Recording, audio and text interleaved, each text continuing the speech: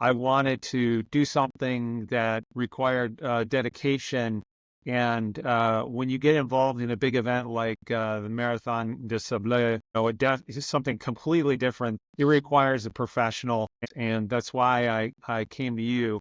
I decided this, multi-day point-to-point marathon where I carry my own gear had the blend of adventure as well as my commitment to running. I discovered your background, and then also the approach to helping develop a amateur budding athlete like myself. We had a breakthrough in terms of my nutrition, even hydration. So let's separate the two, nutrition and hydration, because they're different to some extent. I was failing in certain areas, and you recognize the value of a sweat test. And the fact that I wasn't even coming near to a reasonable amount of sodium in my running, it was like a revelation. Like once we made that adjustment, we saw immediate results. I mean, I wasn't coming out of the run like absolutely demolished.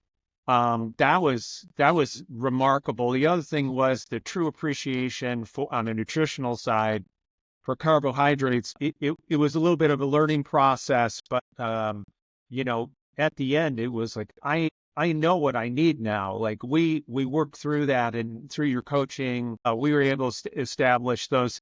Those two things in particular were just remarkable. Having the interaction with you. There was a level of accountability, and I don't know if you remember or not, but I do recall it is there were a couple of times where I said to you, I didn't want to do this. I did not want to do this workout today, but I knew that I was going to be meeting with you on Monday or whatever. And it wasn't like, you intimidating me on my on the calls or anything. It was more like, I didn't want to let him down. It's just like, it's just another facet of motivation and support. And when we would get on the call, you're like, that's awesome that you were able to complete it. I would text you, after the run. I'd be like, I didn't want to do that one, but I did it. I got it done. And you were always, quick to respond and be supportive. So it was, I would say this, beyond just simply the programming and the guidance, just having the strategy conversations, especially closer to the big race, and getting into the technical elements of planning with gear and also nutrition on a multi-day race. It was absolutely 100% essential. How did it feel to cross the finish line and achieve your goal? There were a lot of emotions. Um, the whole time. But I'm going to tell you, the finish was like, man, I've been working with you since January. So we worked from January till October together. So we obviously became friends Yeah. of sorts. Obviously, we were forced by attrition, but I think I'm a pretty nice guy. And you're a really nice guy. So what I can say is I felt strong when I got there, and I finished strong and felt good at the end of it. I've never done anything like this. And I went to an area of the world that nobody in my family, none of my friends, none of my colleagues, nobody knows anything about. And so there were a lot of unknowns, but what I can tell you is that I felt as though while I was running and as I finished, that I was 100% prepared for this.